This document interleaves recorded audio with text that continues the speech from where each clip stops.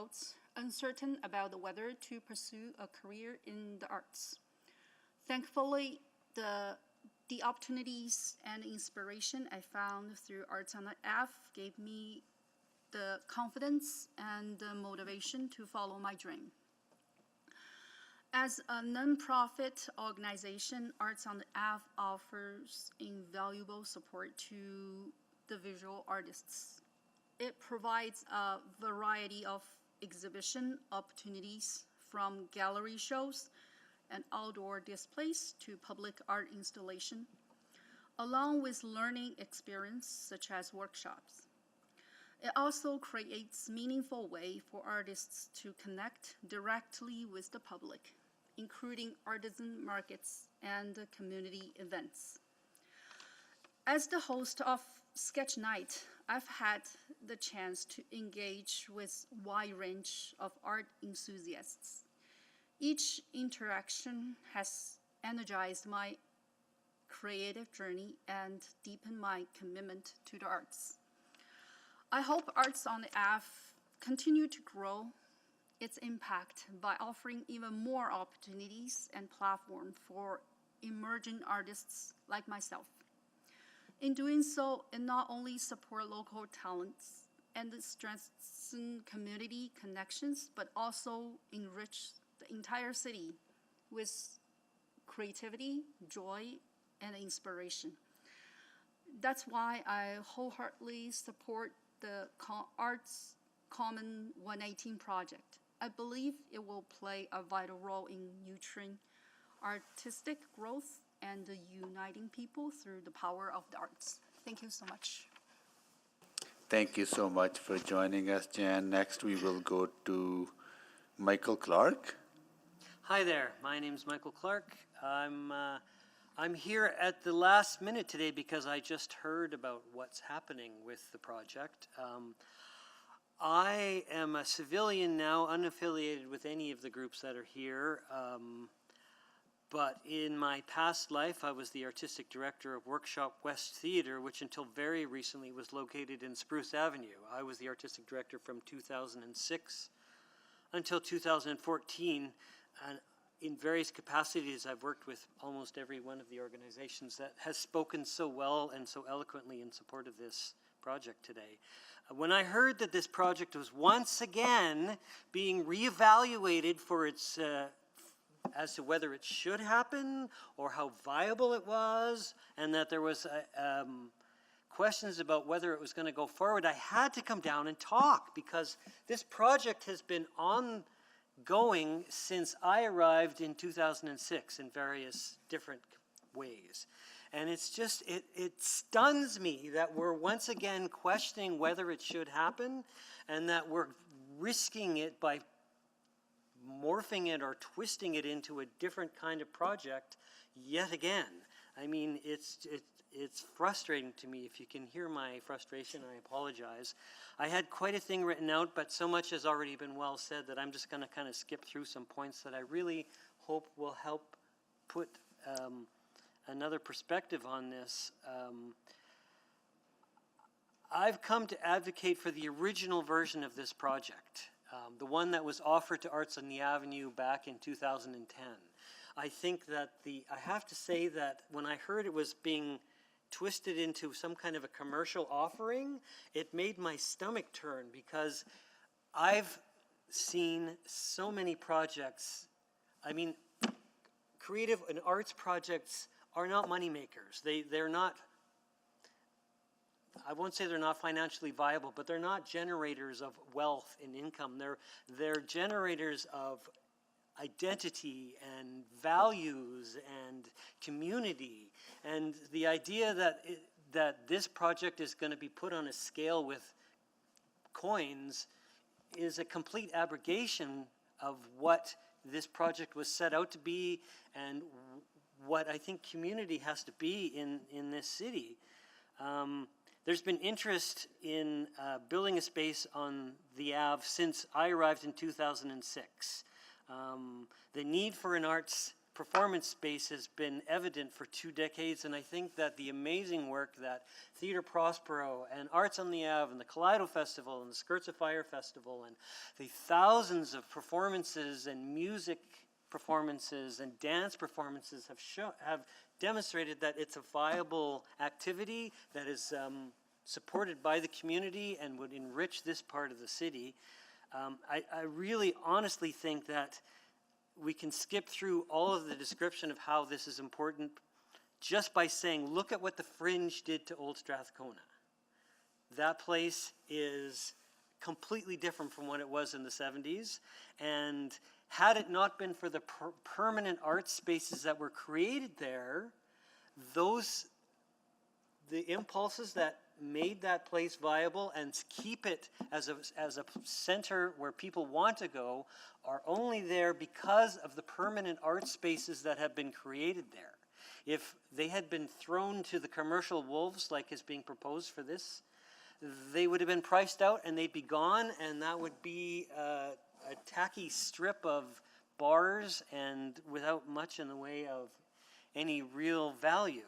So I guess the most important idea I just want to try to give to you all today is I've traveled across the country in my life as an artistic director, and I've seen projects like this in North Battleford and in Halifax and in Juneau, Alaska and in Sherwood Park and in Whitehorse, and invariably there's a proposal that they get downgraded into a community space, and that just does not work.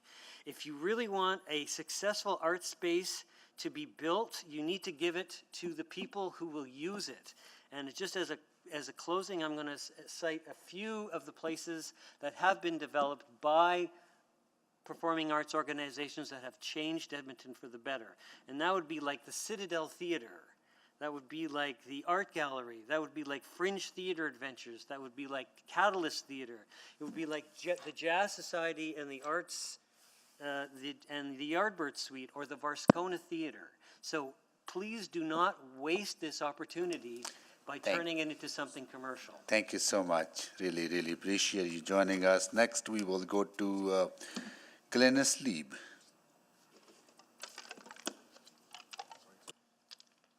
It's a big secret.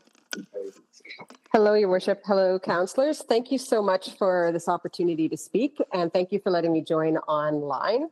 I have been involved with Arts on the Ave for probably about 13 years now in various capacities, and I know I've spoke to this matter before, and I really wanted to be here again because I think I won't be long, because I want to reiterate a lot of what friends and colleagues have said already. This is an opportunity, especially right now in the time and space in which we exist, in which people are struggling, they're feeling disconnected, they're feeling more socially isolated than ever.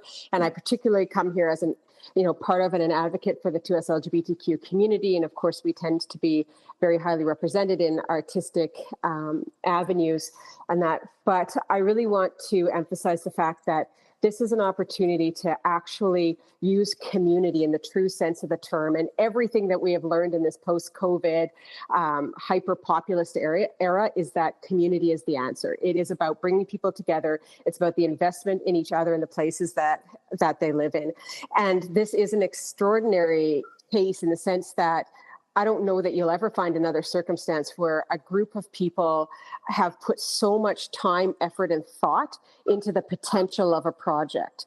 You won't find anybody who knows this community better. You won't find anybody who has thought through all the different ways that this project could play out better. And you won't find a group of people that understand who is in the community and who could be in this community more than Arts on the Ave and everybody in the community that's linked to Arts on the Ave somehow. And so I too echo the sentiment of everyone before me. Please consider giving Arts on the Ave a little bit extra time to come with their renewed proposal. We all know it won't take long because they have been living and breathing Arts Common now for over a decade. Let Arts on the Ave and everybody here prove to you that this is the right choice for this community at this time. This is a way to really help catapult the revitalization of the Alberta Avenue community in a way that could never be done by outside professionals, organizations, and so forth. Community is the answer. It's the answer to so many of the struggles. And the one cool thing about Alberta Avenue in this city is that it really emphasizes and it exemplifies how when you involve and empower people within a community, they can meet their needs. They can find creative ways to meet their needs in ways that are so much more successful than contracting out, than trying to find other answers. And I do echo the sentiments of so many people here. This will be seen as a financial opportunity for someone who has no ties to or understanding of the community. And I really worry about that. We don't need that. We don't need more buildings being developed that don't have tenants who can afford them. We need something that is created by community for community, that will be thriving and prosperous in no time, and that will meet so many of the community's needs that it will reduce the community's need to rely on outside services and supports in the same way. And this is the true meaning of community revitalization and of community in general. And I really hope that you consider all the heartfelt stories here today and the request, and give Arts on the Ave a chance to submit their revised plan to you before putting this out on the open market. Thank you so much for your time. Thank you so much for joining us, Glenn. Next, we will go to Terry Peacock. Can you please, you want to sit down, and is your mic on? Yes, like this? Yes, good. Okay. Perfect. Thank you. Thank you. I'm a volunteer at the Carrot. And so I'll give you a little bit of background. Many years ago, I was completing my education, Toronto to Thunder Bay, and came to Edmonton to finish off a course to get my graduate degree. And so I did that, and well, when I came here, I got my first place to stay at 91st Street and the Yellowhead Wall. It was really a good price. And so I finished off my course and decided that I was going to give myself a nice vacation for all the hard work I'd done. And so I went off and I did go down the Caribbean. And I have never had a close relationship with financial responsibility. So I came back pretty broke and had to get work. And so I found a job I didn't go to the coast. I found a job at a social service agency and started to work within the community. And that's where I met my wife, and she was doing her training too in psychology, and we ended up marrying and starting a practice together. And that means we've had a lot of work with disadvantaged people, people who've been traumatized in the Indigenous community, and other people going through various hardships in life. And one of the things about the Indigenous community before it was, quite a number of years ago, before it was really in the forefront of our consciousness, was that that no one was paying much attention to them. But my initial contact with the Carrot came down to they were already on that issue and doing something about it and presenting Indigenous programs and activities.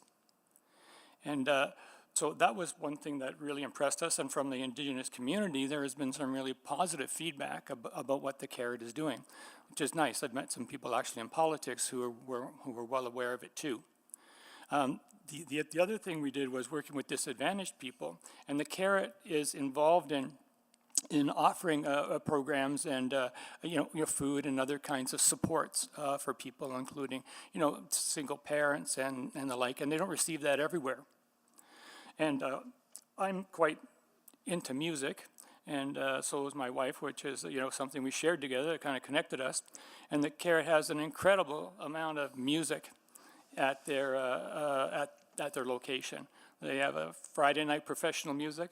They have Saturday night open mic, and you can even come and just make jokes, whatever you like.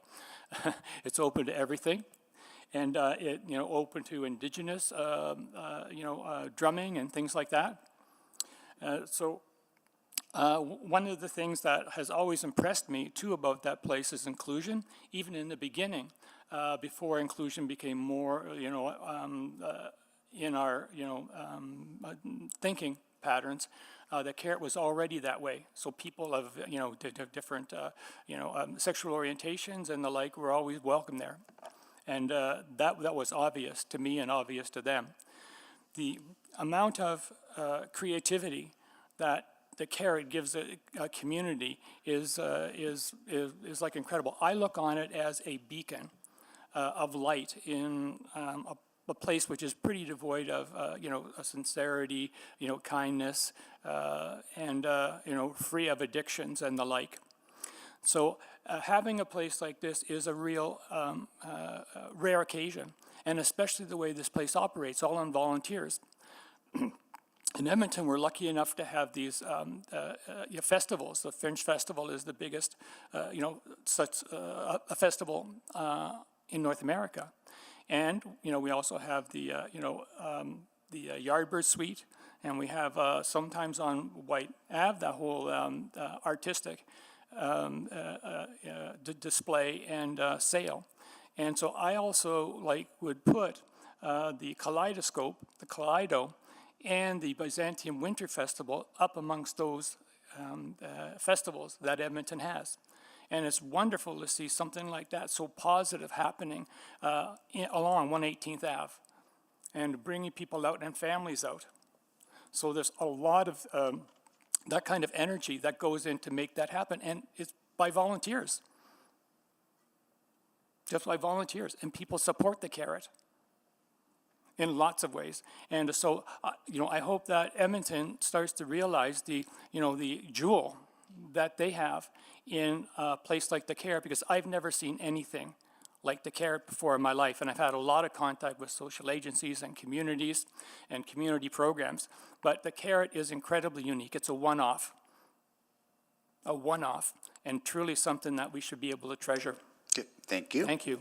Thank you so much for joining us. Next, we will go to L. Champman. Please go ahead, please.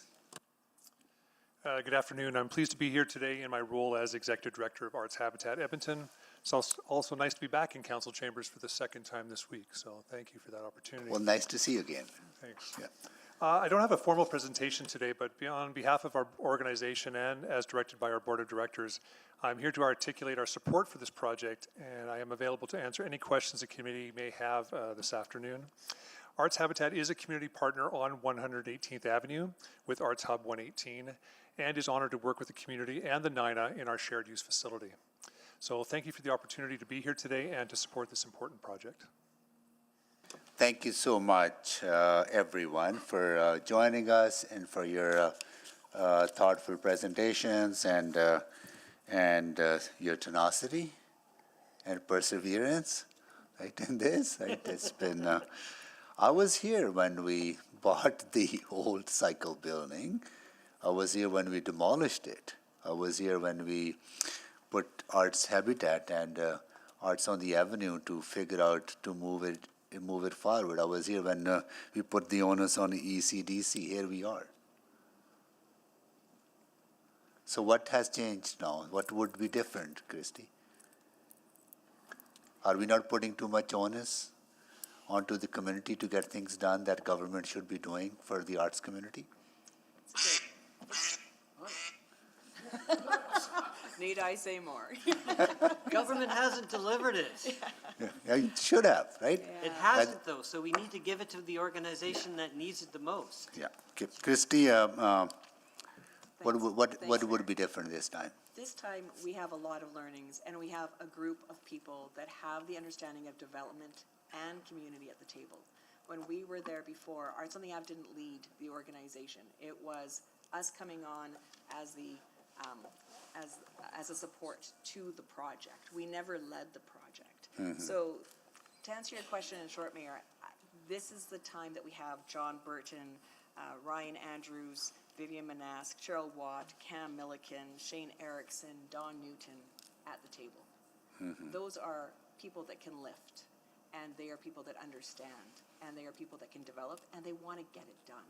Mm-hmm. I think the urgency and time is coming together. And it's so funny because I kept thinking, how is this going to get done? And maybe it was meant for now.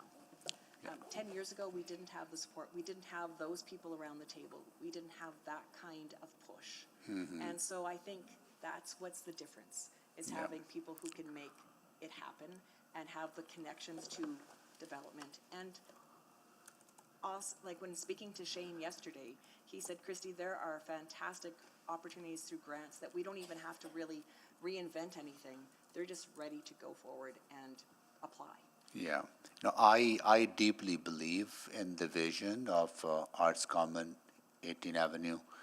But I, like, maybe not, you're not as jaded I am on this, because we'd like to see this happen 10 years ago, right? Yes. 15 years ago, Yes. but here we are, right? So want to find a way forward. So yeah, I'll wait for other questions from colleagues, right? We got to figure out more tangible, practical way that will get it done, Yes. not another exercise that will be, may not get to where we need to go. 100%. Yeah, okay. All right, I will, any other colleagues have questions? Okay, Councillor Tang? Yeah, great, thank you. Maybe just a quick follow-up on that, Christy. You have lots of people now with experience. If I recall on the ECDC board, which you were a part of at one point, there were also folks with development experiences. Not the practical experience. So there were. Can you people move close to the mic? Oh, I'm sorry, because there's not a microphone over there. So, so not practical experience. There were people in marketing that sat from Chandos, that type of thing. So it was a different group. These are developers that actually know how to get it done, and are doing it today.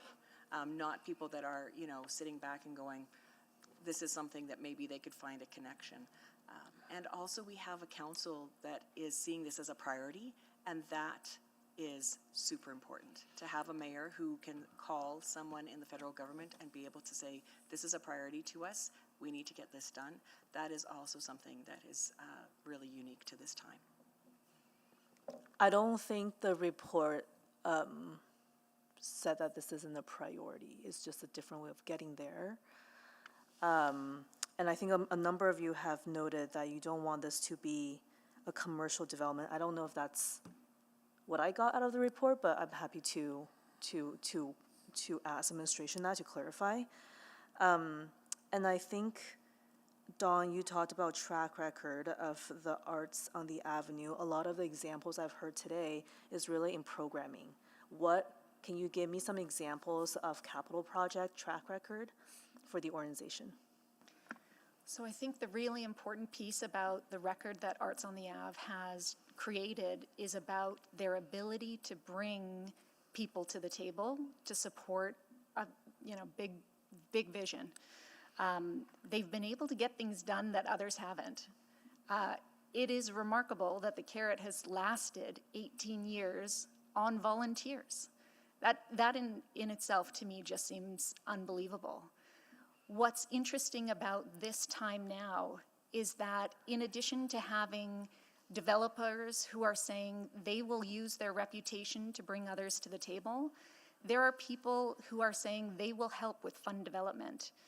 Giving the project to Arts on the Ave gives the opportunity to bring more external support to a community that needs it desperately. Imagine what the Alberta Avenue would be if Arts on the Ave hadn't been there for the last 20 years. This is an opportunity to take what they've started and do something really big. Imagine Arts on the Ave or the Alberta Avenue as a community that no longer is a troubled community. We can get it on the right trajectory with the right project, and now is the time to turn the reins to Arts on the Ave so that they can bring the other people with the expertise that's needed to get it done. Everyone knows time is of the essence. The project's been sitting here for far too long, but the person and the team that can actually bring this vision to life is the one that can bring the passion that you've seen here today. So, I mean, that sounds like a very compelling proposal. And you had mentioned September. What agenda item are you going to put on in September? So what What's needed in terms of additional time is the ability to update the financial projections. So key to this project Sorry, being, but you in your speaking, you also said you want to bring that report to council in September, this September. so the suggestion was to bring a report to Urban Planning Committee. It's like, I can't imagine which meeting you could bring that to, because there's a lot of stuff on the go. There is an election around the corner. Likely will be pushed down further down, and it will likely be within that 6-month time range, right? I mean, I think, like, I get where you're going with that, Yeah. but it's not like there's nothing going on in September and the fall. Of course. And certainly it would be up to the committee members here to determine kind of the right timeline and place for us to come back. Really, what we're asking for is the opportunity to come back with a financial feasibility plan demonstrating that it's possible. And so we need the opportunity to put updated numbers together. This project needs to be able to stand on its own, and what makes that possible is residential units that are a part of the building, income from residential units at below market price, feeding into the costs that would be borne by the nonprofit owner of the building. And so the Carrot Coffee House needs a new home. It would be there Thank as well you. as so many other important components. Thank you. I'm out of time. Thank you. Councillor Paquette. Yeah, thank you, Mr. Mayor. So, from what I'm hearing, you're not tied to a September. It would be nice, but the schedule probably wouldn't permit. So that's not a deal breaker for you then? Okay, so the idea then is that you'd come back with and you'd work with administration to develop a feasible plan, one that fits within the budget, but also that not only provides the space, but also provides housing. So commercial, artist space, performance space, I'm assuming, I don't know, practice space, and then housing as well, so that essentially it's sort of like a dream community center all in one is what I'm hearing. Yeah, okay. All right, and then, but what you want is the time to do that and to do it right. Okay. Now, I do have a bit of a concern. I know that you're all incredibly capable people, but development is a very special kind of beast. And I'm hearing that you would like to take the lead on that, but that's a very, very big risk. Does anyone want to speak to that? Sure. So the intention would be that the project would be owned by Arts on the Ave, and that the developer would then work for Arts on the Ave. Okay. But in addition to having ultimately the company that's building it, we have developer advisors who are willing to help us work through those processes as volunteers to give us their expertise. And we've been incredibly encouraged by the amount of support that's come behind us going and talking to folks about the opportunity to get this project built. Okay, and then the other concern would be the economic uplift. Can we show the data? Can we show that proof? Because, of course, with any sort of thing that we do, I mean, it'd be a lot quicker and easier for the city to just sell the land to whoever and be like, okay, done, now we've got the tax uplift. But you're saying we can do more than a tax uplift. We could do an actual neighborhood transformation. Here's what that might look like as far as like reduced issues in the area, but also here's the economic activity and the partnerships with Nate or whoever, and you could show that when you came back and have sort of like maybe even memorandums of cooperation or understanding from other organizations. Yeah.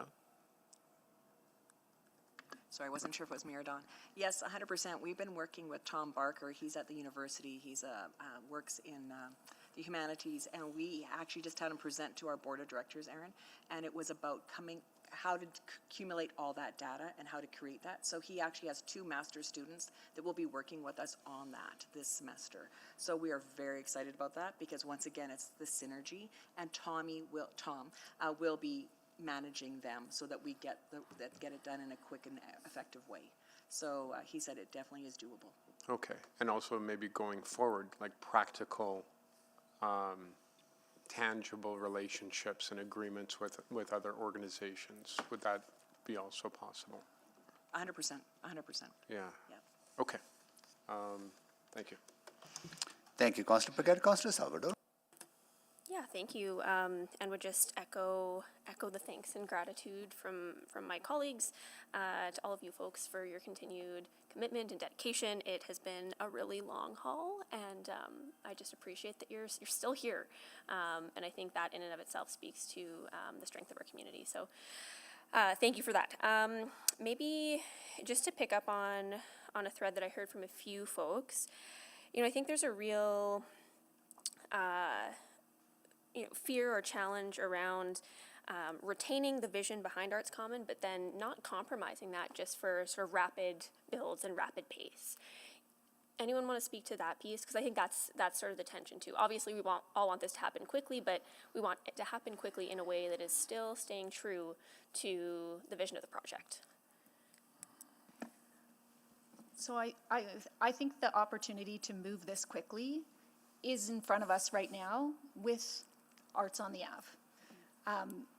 Going to an RFP process really creates a situation where, any for-profit developer can come in and you find yourselves in a very different situation.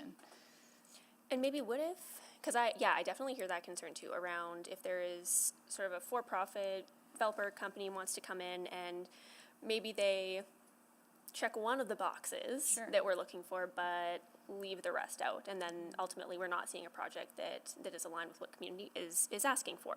So one of the questions that I've been sort of mulling over is if there's a way to tighten that up around ensuring that it is targeted towards nonprofit community-based organizations that are aligned with the Arts Common 118 vision and have experience delivering arts programming, because I think that piece is really critical. So thoughts around just being more explicit and more clear around our expectations? Yeah, so I think if there were an RFP, open market RFP, that was really tight, that said it has to be a nonprofit organization, it has to have these arts components, all that does is delay the process for a project like this. If ultimately you then have a situation where other nonprofits are potentially going from square one to build a brand new project concept and try and build support for it, and then the 6-month plus window just for it to be open, plus all the decision making that follows, that actually puts us further behind in terms of a timeline. And I truly can't imagine any other nonprofit that understands the Alberta Avenue community in a way that can bring the support that's needed from the community itself, but also from developers and other senior people in the community and the business community to help bring support to the table. Arts on the Ave is the one that will be able to bring additional funding from the province, additional funding from the federal government, additional funding from philanthropists and the business community. But that only happens once they are given the opportunity to take the lead of the project. Without the lead, they can't get secure commitments for additional funding until that piece is finished. And so an RFP process that says it has to be a nonprofit just creates a situation where organizations are putting a lot of work into building brand new concepts when the community already knows what it needs.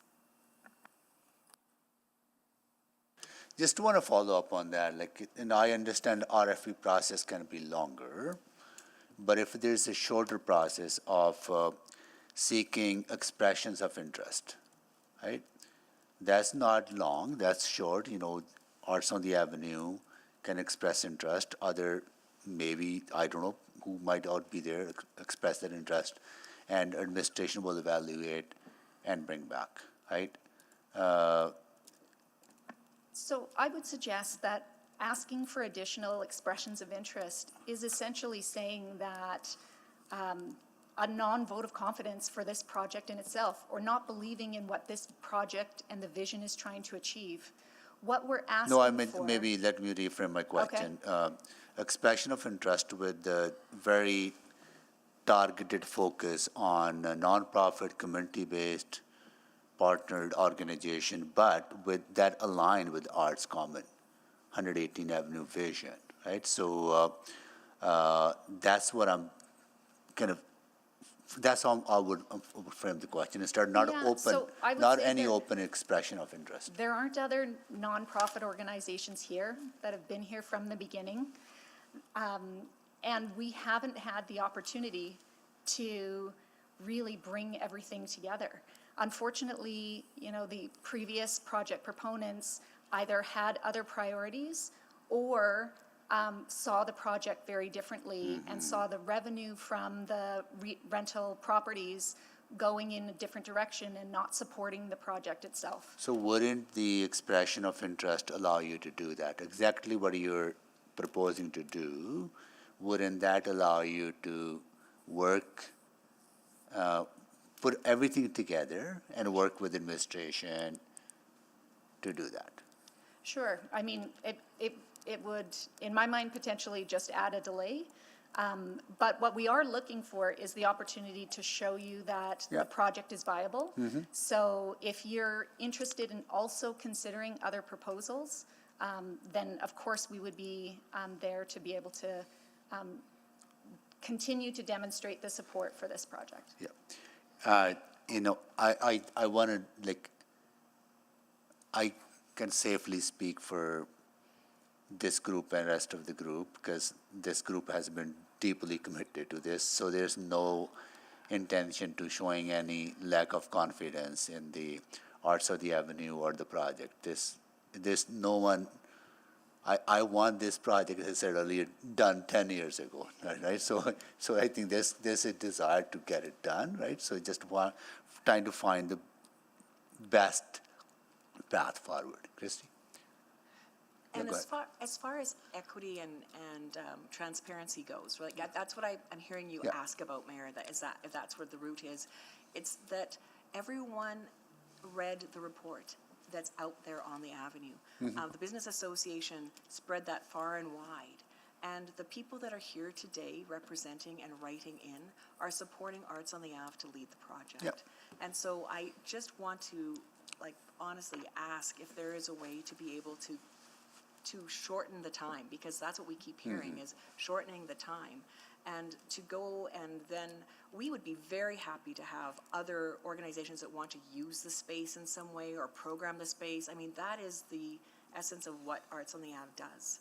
And I hope that's understood with what we're Yeah, sharing. absolutely. Speaker Henderson? You want to? Oh, okay, your second, got it. Okay, that's good. Okay, okay, that's it. That concludes the questions to all of you. Thank you so much for joining us. And once again, thank you so much for your work, your passion, and your commitment to the area and the work that you have done. You know, that area has come a long way. So I mean, that needs to be celebrated. That area has come a long, long way where it was two decades ago. Or decade and a half. Okay, cool. Thank you so much. Okay, now questions to administration. Maybe I'll start. How much time does it take for expression of interest to seek, work through, and brought back to Urban Planning Committee? So, Mayor Sohi, what we would Or Executive Committee, sorry, whichever committee. what we would use as a typical timeline is 3 months for our submissions. What we've suggested within the report is an extended period of 6 months, just as a recognition of the complexity of the project, the amount of collaboration that might be needed between partners, establishing things like funding opportunities, financing, those types of project things that are relevant to a successful proposal moving forward. So that's what we've suggested, but we would certainly take other direction from committee if. July, August, like mid-September, which is when there'll be election mid-September to end of October. That's 4 months. Then orientation, 5 months. Then so you're basically practically actually talking about 5 to 6 months time frame, anyways. We believe that for well thought through proposals, that 6 months is a reasonable period of time to ensure open exposure for different groups to to consider the opportunity, and then again, to facilitate conversations around partnerships, project financing, those types of ideas. Maybe this is too clear, because even, like, there's only few committee meetings remaining till the That's till correct. council concludes. Okay, so practically, even if you were able to present, you probably won't be able to find time on the agenda. Okay, got it. So that typically 3 months, you said, but in this case, because of the complexity and working with nonprofit, so you say 5 to 6 months. That's what we recommend, and because of the the restrictions that may be in place in terms of returning to council, I think Q1 2026 is what we were. Are there any challenges around limiting that expression of interest to nonprofit organizations, and also narrow focus around aligning with the vision of the Arts Common project?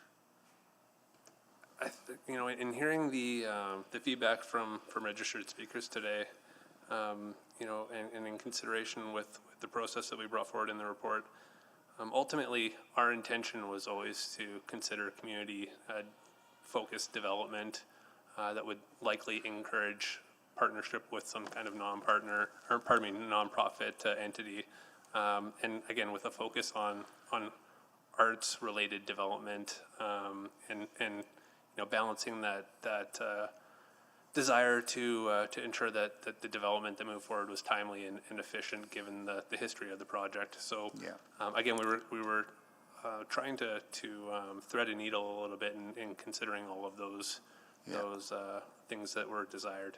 Yeah.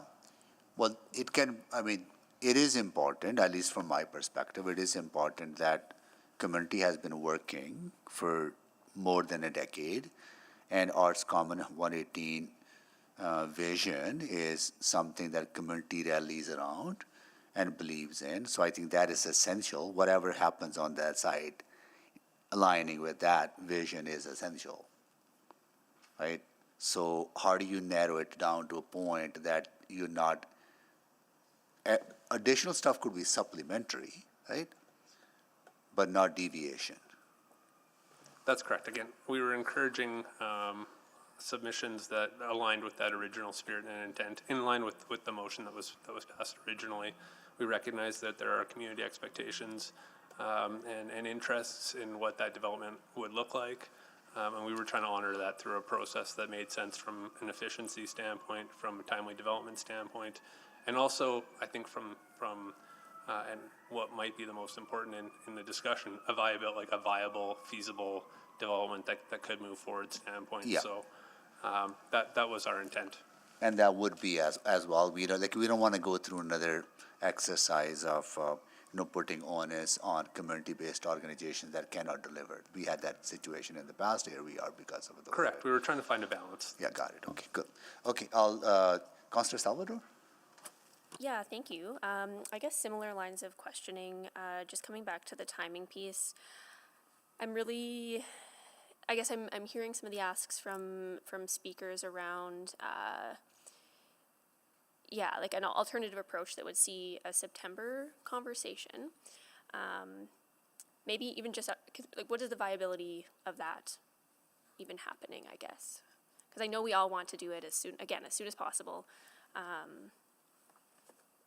Is that even on the table, I guess, what I'm trying to estimate here? So I'm just thinking through, so if we were to go out through an open expression of interest process, similar to what we've outlined within the report, and if we were to shorten that to a 3-month period, so we're looking at July, August, September, or maybe end of August, for instance, there's still the need to actually put together a report to council, and we only have a limited number of days for committee meetings, and so to actually get something in front of council for September would be quite challenging. And this is, I think, part and parcel why we're looking at also that extended time period. It would provide any organization the ability to do some of that additional due diligence, as we've heard from some of the registered speakers as well, in terms of coming up with the necessary partnership models that they would want to implement, looking at the financing associated with the project, and working through a proper pro forma as well. So, yeah, does that help to answer? Yeah, I think so. With that in mind then, how soon can we have this conversation again? If we do go out with an expression of interest, what would you say in terms of a likely date? Just like Q1? Yeah, as Chris mentioned, I think we can definitely come back by Q1. That would provide enough time for us to go through a process as we're outlining. Okay. And then just jumping to a slightly different line of questioning, hearing concerns around, just a project coming forward that might have a heavier commercial component, maybe one or two of the expected criteria or components that community is looking for. How, given the extensive conversations we've had around wanting to continue the Arts Common Vision, how likely is it that that type of project would even come forward that isn't aligned with, or is missing major components, I guess? Councillor Salvador, I'd be speculating, but the process that we considered was flexible, so it would have certainly allowed for those types of proposals to come forward. We had considered and recommended that we would return to committee in the future with a summary of the proposals that came in to allow council with the opportunity to review those along with the recommendation. Now, our recommendation, knowing committee's interest and obviously the community's feedback, would align with the direction that's provided today, which I think is focused again on that community-based development, focused in the arts, and with potential nonprofit participation. Right, and that is the process you would follow if this is received for information. If additional direction is provided in the form of a motion to tighten that further, does that further clarify the importance of what we've heard today? It certainly could. The one thing that it does is it narrows the participants that may come forward with proposals, but certainly if that direction is provided, we would faithfully implement that. And just the piece around ultimately coming back to committee once committee or council, around recommendation, but also could we see like the shortlisted proposals that come forward? Is that a possibility as well? It sounds like that was in the plan. Yes, that was in our plan. We were going to provide probably a summarized listing of what came forward proposals wise, and it would likely be that would be a private attachment. But yeah, ultimately we were looking to be transparent with council on what we received interest wise. Right, and the 3.3 million, I think really important that is still attached to this conversation and that we don't lose that that funding. Is there a way to just provide that direction, make it crystal clear that is still part of the project, maybe as part of the arts component of the successful project here? Councillor, yes, I think that it was referenced within the report and also my opening remarks that if it is committee's intention to make that funding available to support a development, that we would need a motion that was passed. And I think that would have to be considered by council. Thank you. Okay, before I go to council and before we take the break, what I'll do is I'll move the motion and community can see it as well. Then we have 15-minute break. And then we can carry on with the rest of the conversation. And this, I'm moving this motion on behalf of Councilor Salvador, who has been working on this with the community and really trying to understand how we can move forward this together quickly. So I'll move that administration, so that executive committee recommend to City Council.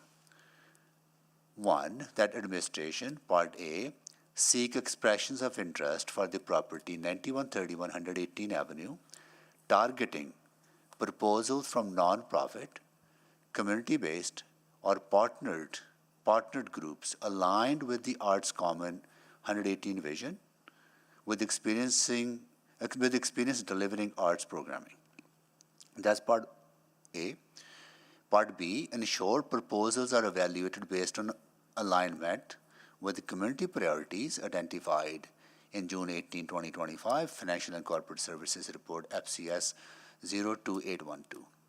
And Part 2, that $3.304,823 in funds currently held in the appropriate financial stabilization reserved to be used to support arts components of the Alberta Avenue site, 9131, 118 Avenue. And part 3, that administration provide a report to committee with the recommended proponent, other shortlisted applications, and proposed terms of sale of the Alberta Avenue site, 9131, 118 Avenue, due date first quarter 2026, to executive committee. We can talk about the due date if it could be earlier. So that is going to be that's the motion that I'm moving, and we can talk about that after we are back from break at 3:45. Okay.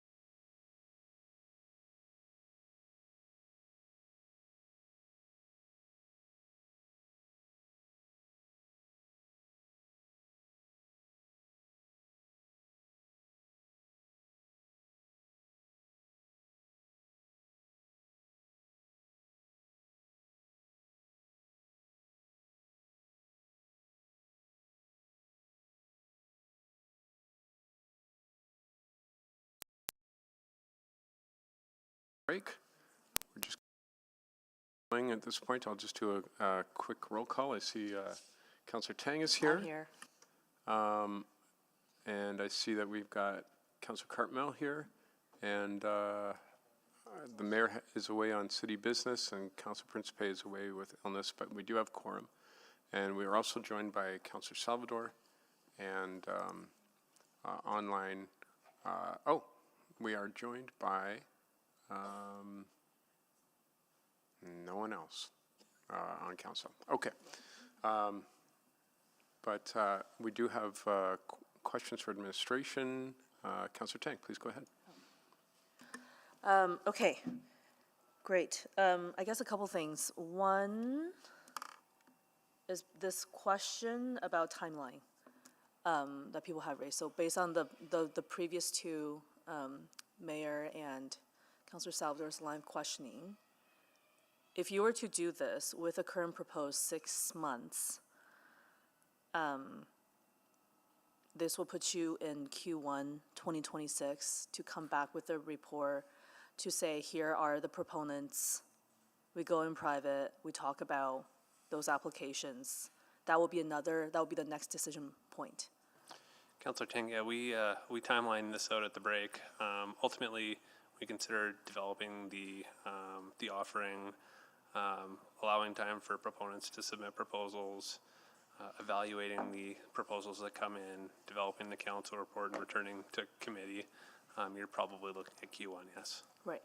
And then based on the earlier proposal of, no, let's specify an organization to lead this project, evaluate our financials, return in September for updated pro forma, but if we can't get it on the agenda, we go into budget time, like new council orientation, budget time, November, December. It will put us into Q1 regardless. It's probably similar in timing, making some assumptions there that everything runs smoothly in that process as well. You might have a little bit of a time efficiency, but ultimately we're talking about a project that was first considered in 2007, so the time efficiency that is gained is maybe a month. Yeah. And that's, again, making a lot of assumptions. Yeah, because I don't realistically see it even being presented until then. I guess my point is ultimately, whichever pathway we take, because here we are, we're talking about the movement, to move this project forward, whichever path we take, we'll kind of land around the same timeline. And my assumption is that there will be same folks who will be involved in either pathway. But, yeah. I wanted to address this issue around kind of like, what are we building? In the report, you outline a number of criteria for this future development based on community feedback, and there's a number of them. Flexible black box theater, gallery exhibit space, commercial kitchen, residential retail space. None of this says one big commercial development. I just wanted to check on that assumption. Again, Councillor Tang, in hearing the feedback from the registered speakers, I did see a little bit of a disconnect in terms of our interpretation of what we were putting forward in the report. Certainly, we were looking to solicit proposals that are community focused with those elements that were outlined, and encouraging those things that were important to the community. And then when you put this out on the open market, let's say, as part of the RFP, you would include all of those as criteria. Again, Councillor, it was to encourage all of those as all, items. but you will outline those. Ultimately, we want to prioritize feasibility to some extent as well. We recognize that there are some concerns about the ability to deliver a project that has all of those components and still is financially feasible. And so we wanted to allow as much flexibility as possible in terms of submissions, so that we would allow council to have all information available in terms of interest and different models that could be brought forward to deliver the best value for Edmontonians. But based on what I also heard today, there's a network of people who could hit all of these marks if they wanted to pull together a proposal. We would be pleased to have that kind of response. Yeah, but and because the criteria will be fairly limited, I think Councillor Salvador was kind of getting at that is, how many of that perfect application are we gonna get? Probably not a whole lot. We don't know, but you're trying to keep it flexible and open. Okay, and then the 3.3 in this motion then would just be specifically connected to the arts component. I was gonna ask the mover, like, can you just explain why tying it specific to the arts component? Is it because it's the most, as the report says, one of the most difficult areas? But I have 5 seconds left, so I will stop there. Thank you. The arts component is because that's what community has been working on, right? Yeah. It's also the most difficult. It is the most difficult. That's Hans' 15 years of. Councillor Carmen? Welcome, Mr. Mayor. Hi, hello, I'm here. Councillor Carmel, go ahead. Thank you. My questions are similar, I guess. But I want to dig into this a little bit. This says expression of interest. So it's not a full-on proposal. It's less detailed. And I'm looking at the so I only looked at but executive committee's got 7 items on its August meeting and 23 items on its September meeting. So even if we could squeeze it on, I just want to add this sort of lens of expression of interest as opposed to a full-on, fully detailed proposal. Councillor Carmel, I think, again, as administration, we could administer either approach. In terms of the difference between the two, typically expressions of interest do not result in a finalized. So I guess what I'm getting at is, if we give the 118th Ave group until September to do something akin to an expression of interest in terms of level of detail, level of, what have you. Does that, and then because if we're looking at expressions of interest anyway, we're looking at a knock-on process, another 6 months to develop an expression of interest into a full-blown proposal that gets to an agreement, right? I think practically speaking, how the motion is structured, it does request us to come back to committee. So it does have a more formalized feel to it in terms of how it's been developed. I think, as I mentioned, typically expression of interest would be a lighter process that would probably be multi-staged. I think the motion, and again, making some assumptions and something that will have to be ultimately sorted through with committee, but given the third item within the motion, I think that there's an expectation that we would come back with something that's pretty solidified, that includes terms of sale for the site. And so we would see probably a little bit more of a detailed, it's linguistics a little bit. And so whether you call it an expression of interest, whether you call it a public offering, whether you call it a competitive bid process, I think we'd probably see something similar happen in all of the circumstances if the third item within the motion remains. Just trying to find a way, maybe there's a check-in thing that happens in in September to see.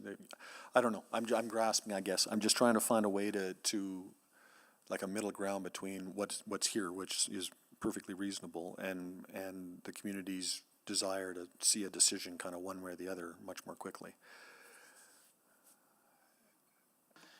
It may be that we just need clarity on how much what information is provided through these proposals. So rather than going through an expression of interest, we just be clear that we're looking for further detail within those proposals so that when we do come back, we're looking at the full viability associated with the project, including all the various arts components that are built into that proposal. And then we still have that check-in with council to allow council to see what those look like and a decision to be made at that time. It still puts us into, I believe, that Q1 time period, but maybe so I'm going to park that for a minute because I got another question. Maybe somebody else can pick that up about, is there some refinement here that we can do some sort of a check-in thing that is just with 118th Avenue before we go to a full expression of interest thing that's described here. I'm not quite sure. It seems to me that in the last iteration of this, we had a proponent that split the residential piece off from the arts piece. And I don't want to cast any aspersions, but effectively any gains on the residential piece were going to go to the proponent. And the arts piece was sort of either self-sustaining or not. It wasn't a holistic, anything that happens in the building goes back in the pot to support the building, regardless of whether it's the arts piece or the residential piece. Is that true? And is there something we can put into this to say this has to be a holistic project? You can't just take the benefits of the residential and leave the arts piece to wither. So, Councillor Cartmel, I don't want to speculate on why it hasn't worked in the past. Yeah. I think what we've put in front of you is a process to try to balance the needs of how this project moves forward in the future.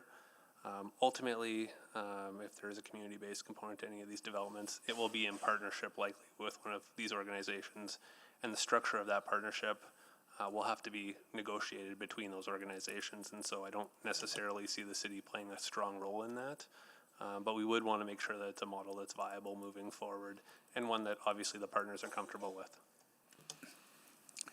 Thank you, Councillor Cartmel. Councillor Paquette? Yeah, thank you, Mr. Mayor. Just to follow up on that, obviously the Will Council, our committee is probably pretty clear, may not be reflected in the wording. Is there any specific wording that would actually help you to move a little faster or more specifically based on our conversations? If you want to come back to that, that's okay.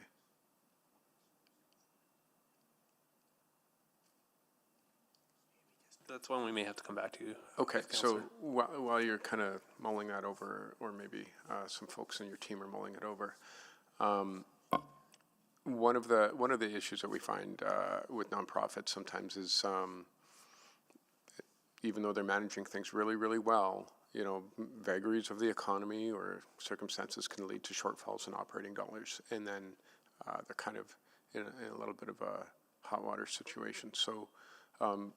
In the work that committee is contemplating here, would there be a way to sort of take a look at those things and any proposals and sort of, get maybe a clearer view of how to ensure the operating is going to be fulfilled? So, Councillor Paquette, we have a very vibrant nonprofit sector in the city that has, operations that contribute greatly to the fabric of our city. And provide a lot of awesome benefits within the community. Ultimately, in this circumstance, we want to ensure that whatever model that is brought forward, again, is feasible, that it's viable, and so ensuring that there's a financial foundation within those proposals that allows for successful development will be one of the things that we key on in our evaluation. Okay, great. And so I'll just leave it there. I see that Councillor Salvador has some questions. I'd like to defer to her. But if you can come back at some point for the other question, that'd be great. Thank you.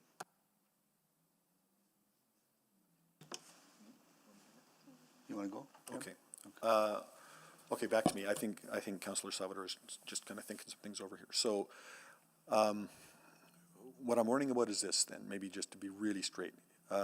Is there something and some wording we can put into this or some modification of this that says, okay, give the community until 2 more months, and the reason I'm using the 2-month or the September language is because that's when this council times out, right? So it's the end of our calendar. So work with community for a couple of months to see if they can pull together a business plan that seems viable to you, that checks these things. And then then we make a judgment in September about whether to go to an expression of interest or whether we've got a viable thing. It's effectively a 2-month exclusivity piece to what's being presented here. Thoughts? Councillor, again, we serve at the pleasure of committee and council. Do you see anything wrong with, like at a level of detail akin to an expression of interest, ipso facto? There was some business case development that happened early on in the project in the 2012-2013 time frame. And so this would seem to replicate that to some degree.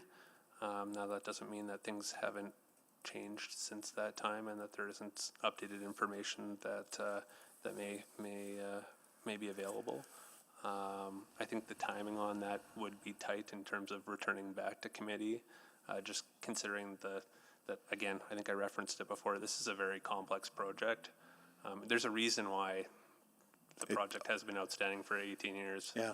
And so with that complexity, ensuring that what comes back quality-wise for a business case, being able to develop that in a period of time that would allow us to write a council report and analyze it and return to committee in advance of this term ending for this council, I think would be difficult. And I personally, I think that there may be challenges in terms of the type of information and the depth of information that would be included in that. But again, if committee feels that that's an appropriate approach, we would do our best to make it work. I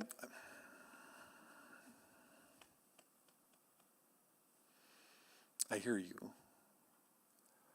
I mean, for you to bring a report to the September meeting, you pretty much need to be writing that report next week. Pretty quick, yes. In using our typical timelines. Yeah, so there's that.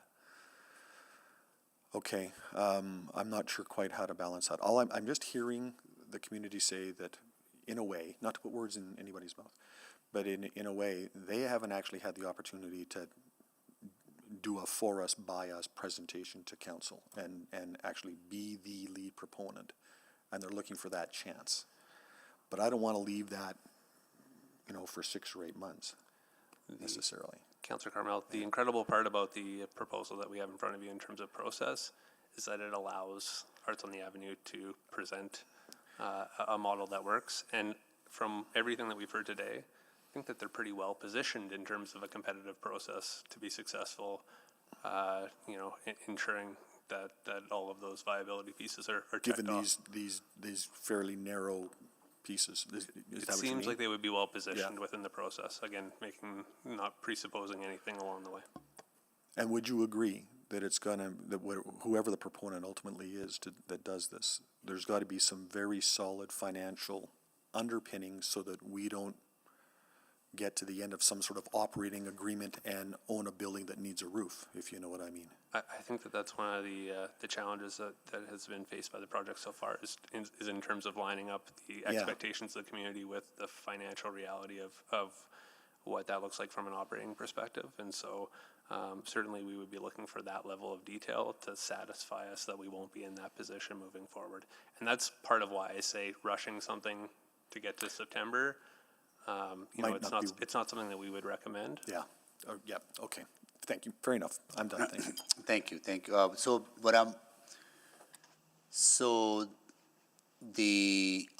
okay? Yeah. So the scope of the motion is focused enough and narrow enough that, likelihood is that Arts on the Avenue, you can presuppose, right, will be in a good, strong position to be contender for the expression of interest. I'm going to be exceptionally careful in how I answer this question. I know. I think we understand what council's priorities are, given the community's feedback. I think that the registered speakers today have spoken highly of the organization's, their contributions to the community, and certainly their desire to have them participate within that process. Ultimately, we are going to be fair and transparent, and we are going to evaluate based on established criteria. But if the proposal that Arts on the Ave provides checks the boxes criteria-wise within what we're expecting, I think that from what I've heard anyways, that they would be well positioned. Yeah. That is not to lean one way or another in terms of what that evaluation would look like. Yeah.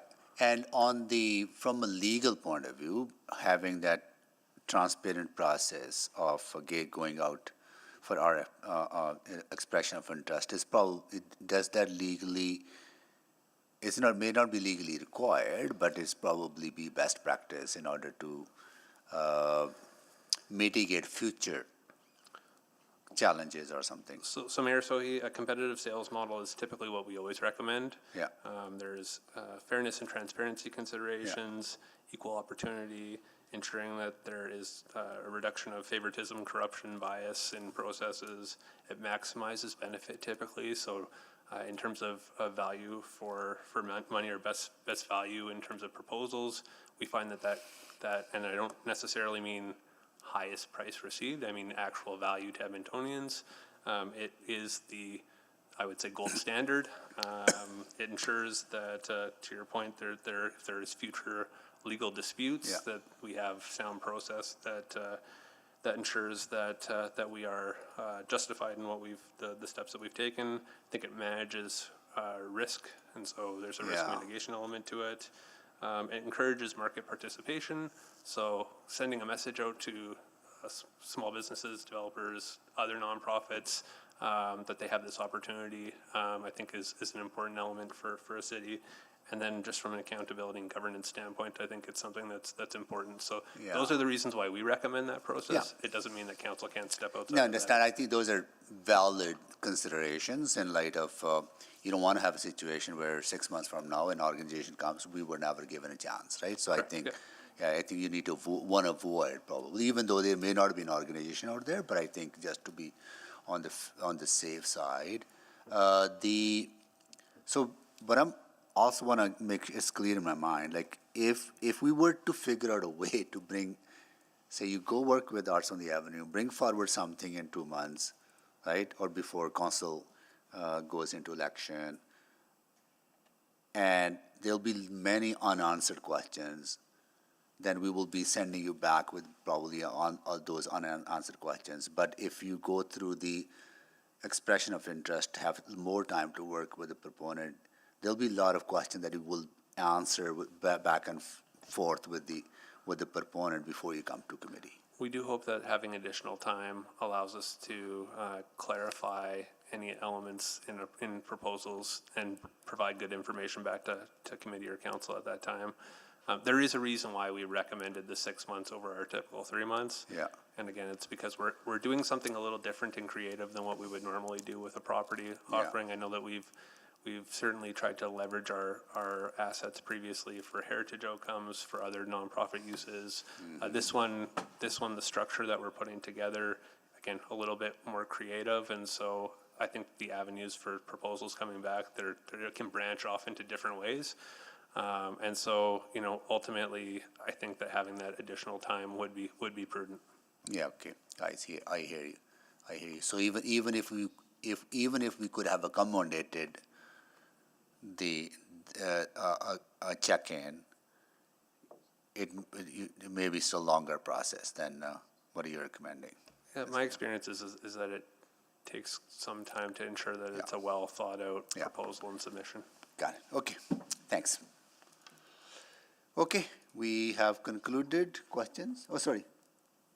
Councilor Salvador, sorry. Go ahead, please. Yeah, you got through a number of mine, but maybe just coming back to the question around any sort of potential check-in or almost like a two-phased piece that Councillor Cartmel was referencing. I guess I'm trying to wrap my head around, would we end up sort of in a similar spot regardless of the phasing?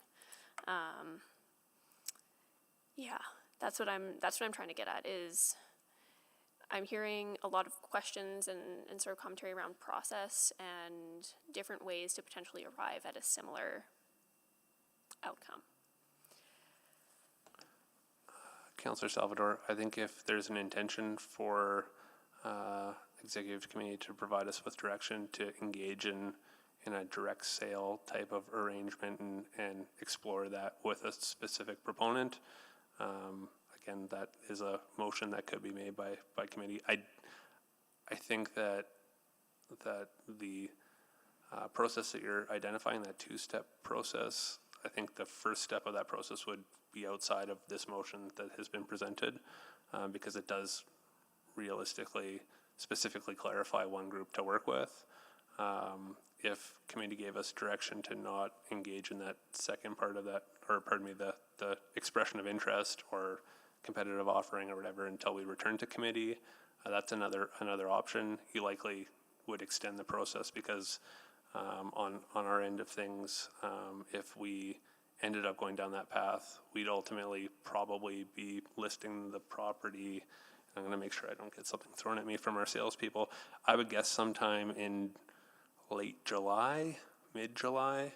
And so ultimately you'd be pushing back that process if the main intent was to continue to go down that competitive path. You'd be pushing it back probably that 2.5 month period. Again, one of the things I just want to provide feedback on is just the length of time this project has been out in the market on its own. So I mean, this was first considered in 2007 when the ball started rolling, and so I think a month here, a month there. I think what we've heard from committee for feedback today is that there is an urgency to push forward with development.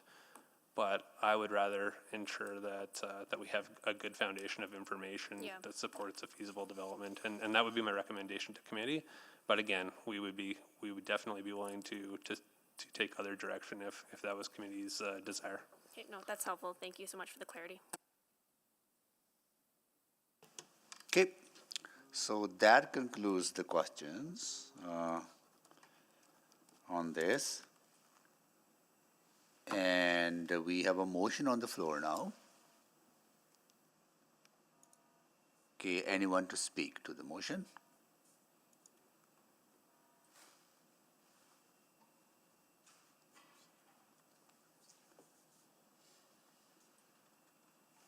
Okay. I'm sorry, the process is that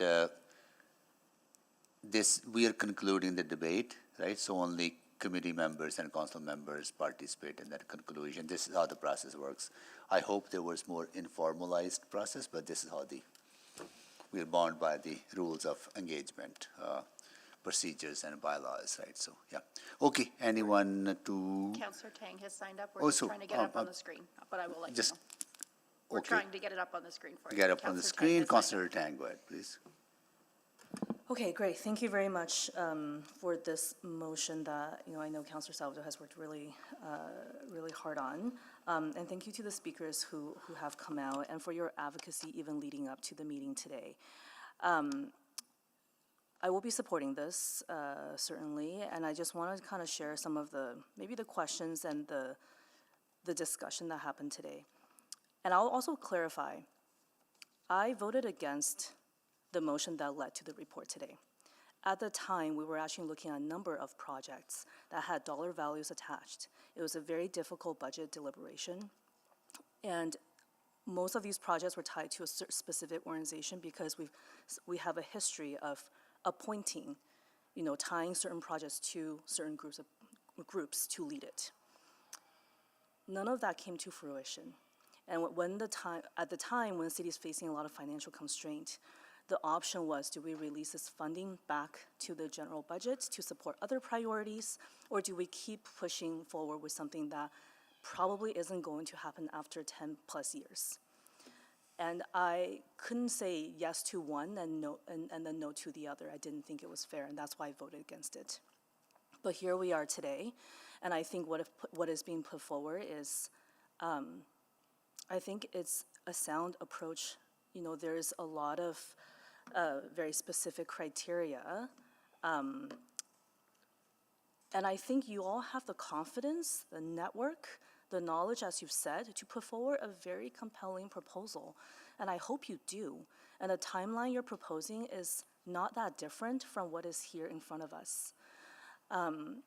Because I worry about ongoing approach because this is one project, you're one group. We also we hear from lots of proposals from lots of organizations on lots of different projects where everyone's saying we are the best position to lead this project. And sometimes another group might pop up and say, actually, we're the best.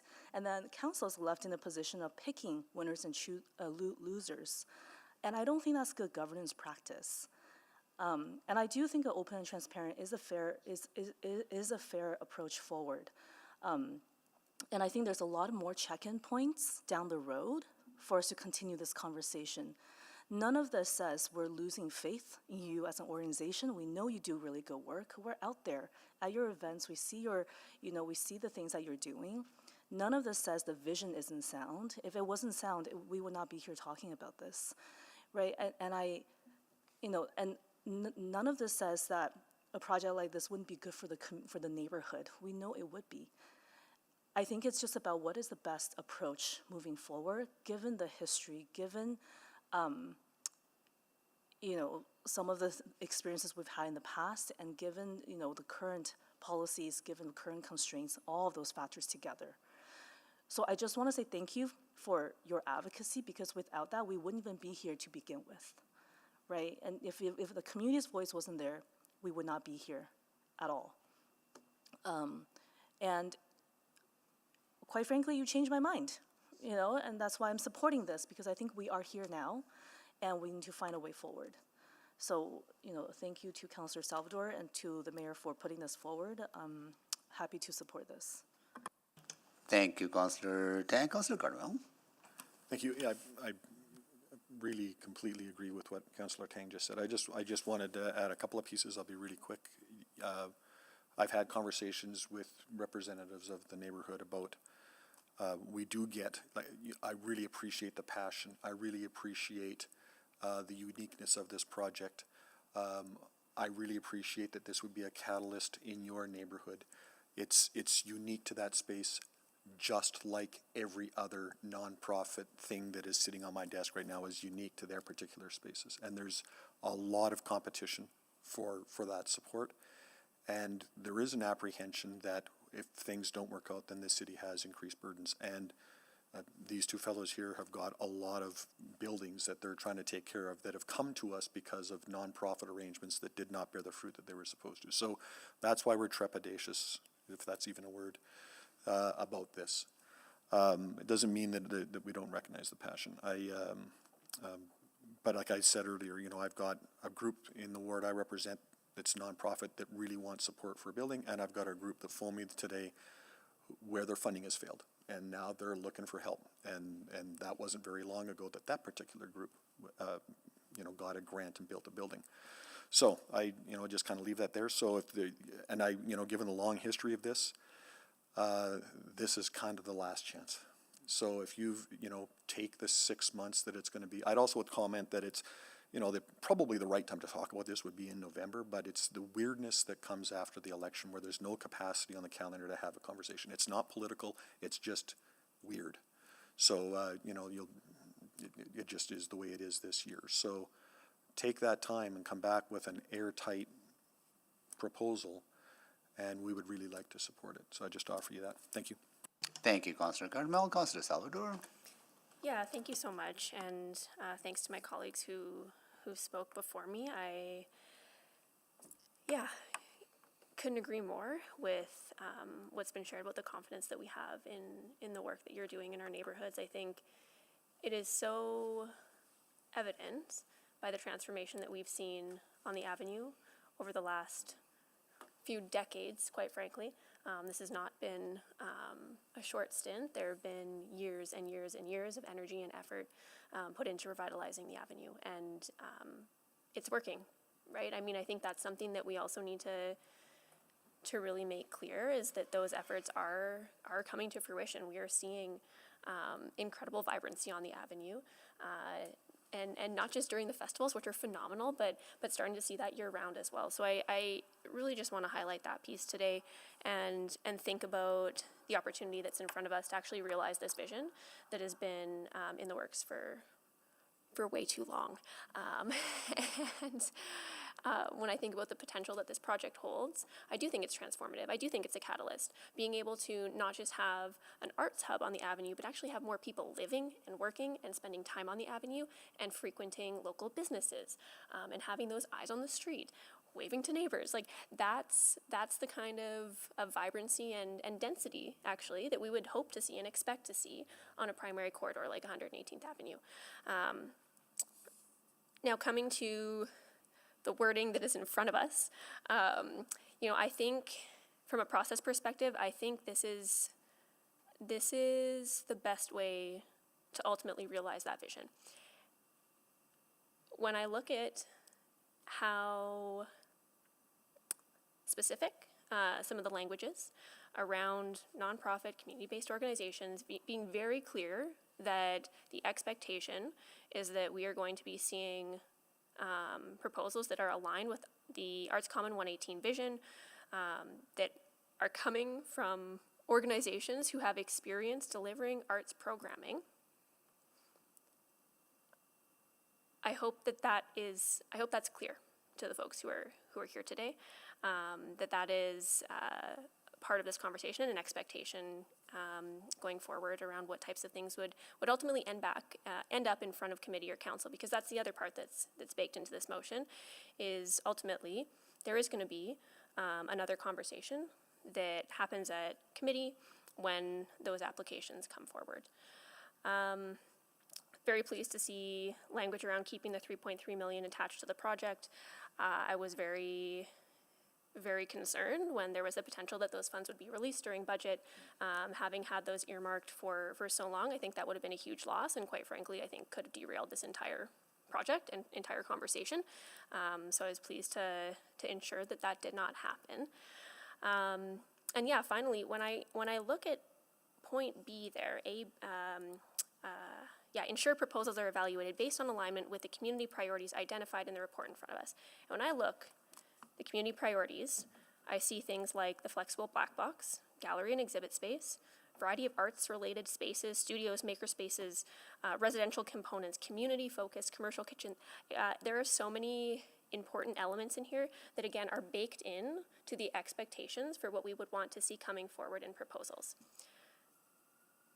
Like my colleague shared, I think there are folks in front of us today who are very well positioned to be able to put forward a very compelling proposal, and I really look forward to those being back in front of us. So thank you again for all of the work and effort that you've put into this. Thank you to administration for also being open and willing to take a creative approach with this. This is not, I would say, a typical process by any means, and the level of detail and specificity that's in here is, not the usual. So thank you for your support in developing this. Thank you, Councillor Salvador. Councillor Paquette. I want to thank Councillor Salvador for her hard work on this and for working with the community and the community coming out to share this vision. I think it's really important. It's a mark of really strong leadership on all sides. So, and I want to thank administration for enabling this to happen and offering really good insight. And I just don't think you guys get enough credit and enough praise, so thank you. And lastly, we were all young once when this project began. I'm ready to vote.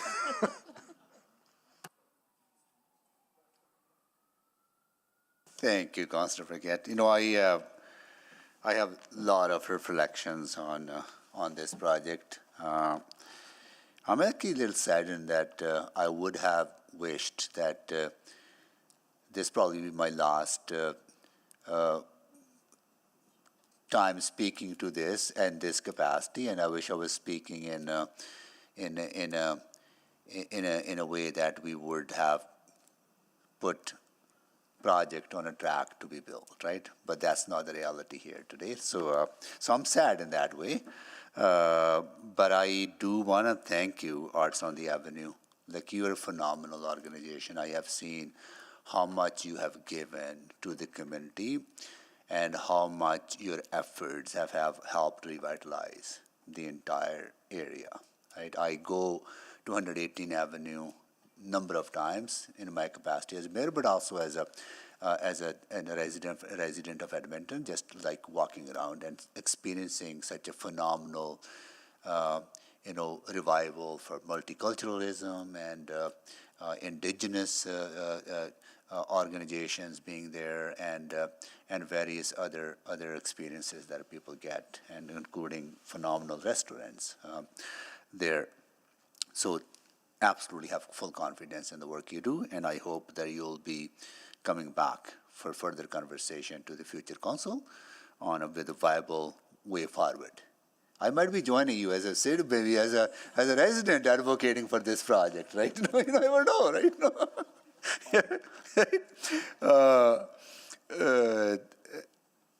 I also have a reflection that sometimes even though we want to empower community and we want to really utilize community knowledge and assets to get these kind of projects done.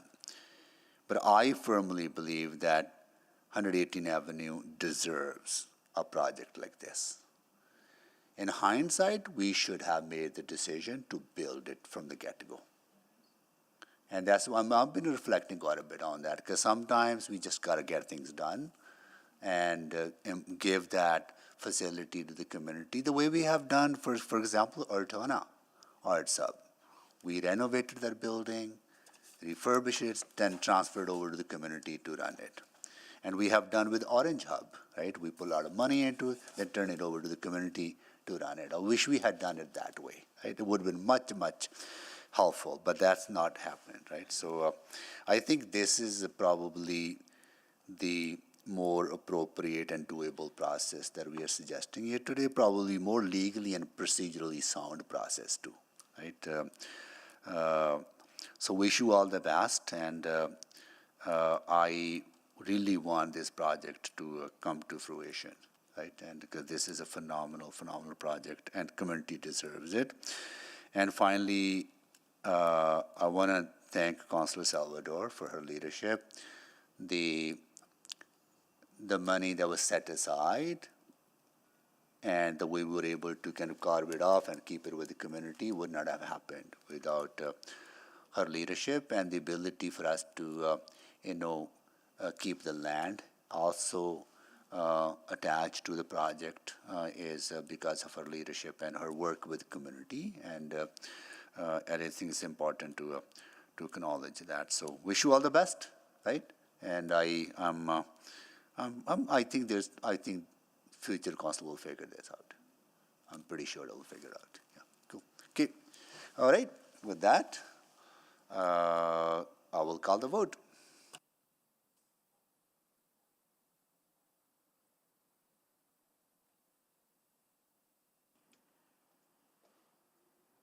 We have all the votes.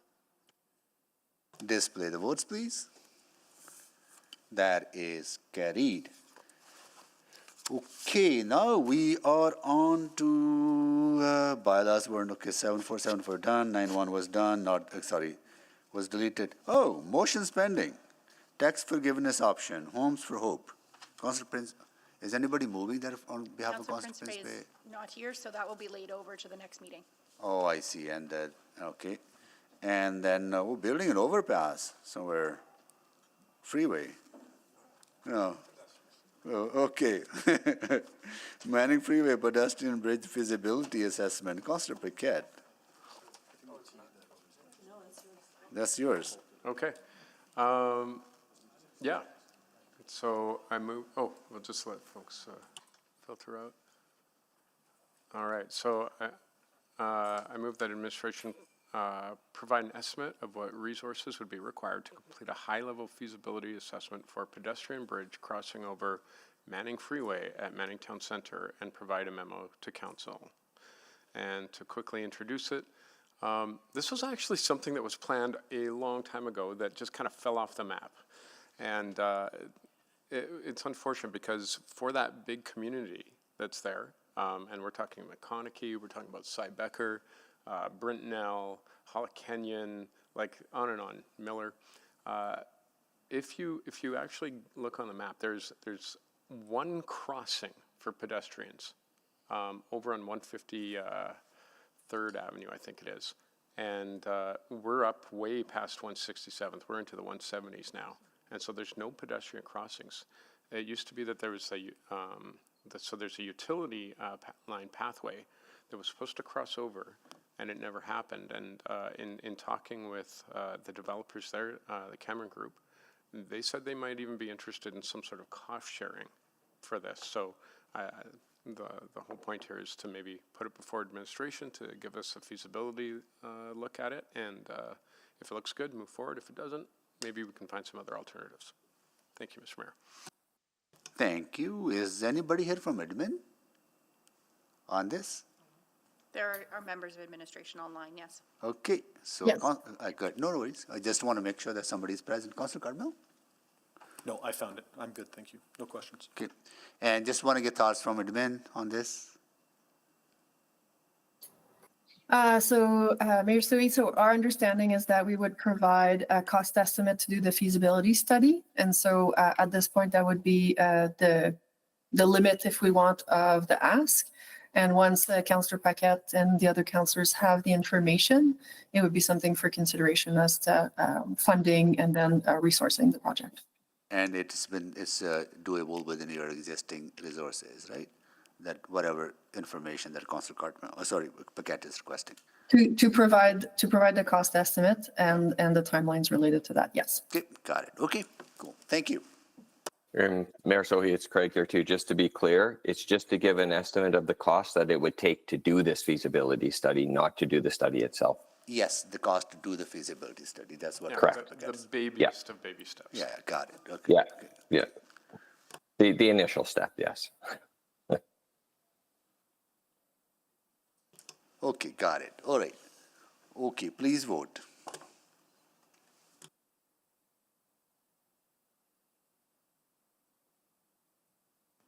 We have all the votes. Display the votes, please. That is carried. Notice of motions or motions without customary notice. Mr. Mayor, I have a Okay, motion, notice of motion. go ahead. Sorry. 1 second. Okay, well, do you want to go first, Councillor? Councillor Paquette, do you have one too? Yeah, I do. That administration prepare amendments to the community standards bylaw 14600, to require all unsolicited printed material containing graphic images distributed to residential properties to be contained in a sealed opaque envelope marked with a content warning and the sender's name and address, including a minimum fine amount of $500. I'll make that motion the next available opportunity. Okay, To clarify, that would be at the next council meeting. Yes, time permitting. Councillor Tang? At the next regular council meeting on July 2nd, I would like to move the following motion: that administration provide a report on the rollout of the three-stream communal collection program, including progress and strategic methodology of the rollout, a summary of metrics, targets, and outcomes to measure success, and any preliminary indicators or results, and any adjustments or lessons learned being integrated into the next phase of citywide implementation for due date Q1 2026. Okay, anything else? Seeing none, we are adjourned.